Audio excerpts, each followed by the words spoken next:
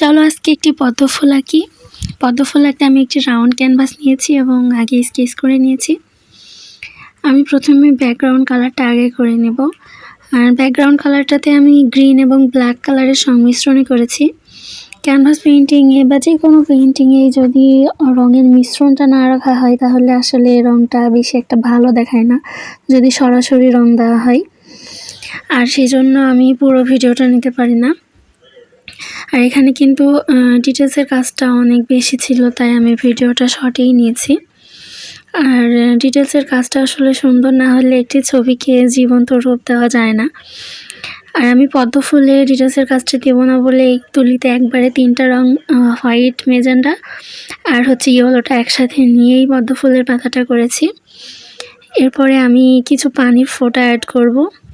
পানির ফোঁটাগুলোকে জীবন্ত করার জন্য কিছু হোয়াইট হাইলাইটার দিব।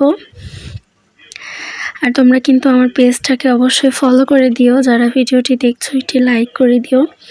দেন লাস্ট পার্ট ভার্নিশ না করলে ছবির একটি জীবন্ত রূপ ফুটেই ওঠে না।